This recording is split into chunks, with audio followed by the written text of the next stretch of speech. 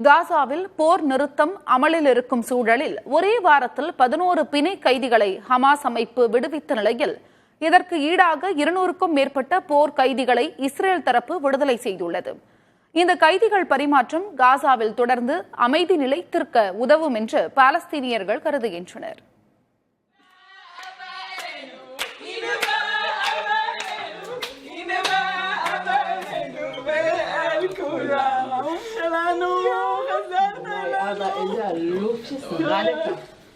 איזה עלות ששררת אבא. עלות. 15 மாதங்களுக்கு பிறகு தனது தந்தையை மீண்டும் சந்தித்த மகள்களின் ஆனந்த நிகழ்வுதான் இது.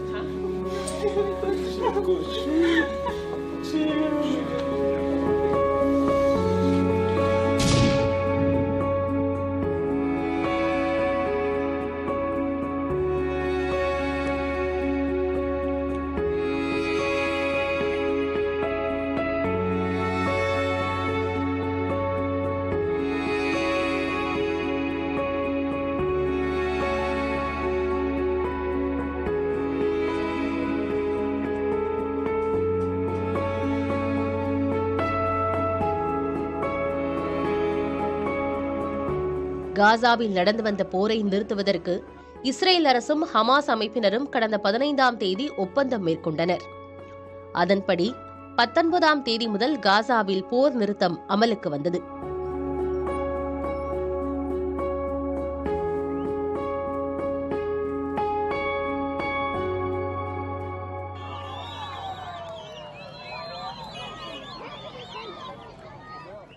முதற்கட்ட போர் நிறுத்த காலத்தில் 33 பிணை கைதிகளை விடுவிப்பதாக அறிவித்த ஹமாஸ் அமைப்பு பதிலுக்கு இஸ்ரேல் சிறையில் இருக்கும் 2000 பாலஸ்தீனியர்களை விடுவிக்குமாறு நிபந்தனை விதித்தது. போர் நிறுத்த ஒப்பந்தத்தின்படி தங்கள் வசமிருக்கும் பிணை கைதிகளை விடுவிக்க இஸ்ரேல் ஹமாஸ் தரப்பு நடவடிக்கைகளை மேற்கொண்டது.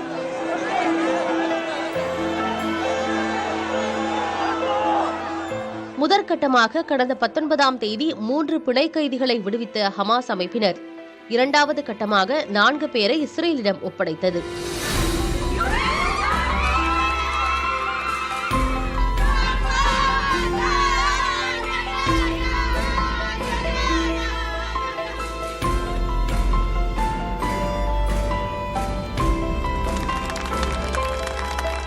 முப்பதாம் தேதி 5 தாய்லாந்து நாட்டினர் உட்பட 8 பிணை கைதிகள், 4ஆம் கட்டமாக 3 பேர் என இதுவரை மொத்தமாக 18 பிணை கைதிகளை ஹமாஸ் தரப்பினர் விடுவித்துள்ளனர்.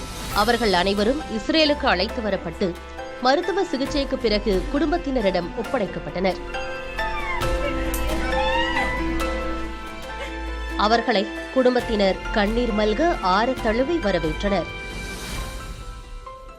இதற்கிடையில் பிணை கைதிகளை விடுவிப்பதற்கு ஈடாக சிறையில் உள்ள 380 பாலஸ்தீனியர்களை இஸ்ரேல் அரசு தற்போது வரை விடுவித்துள்ளது.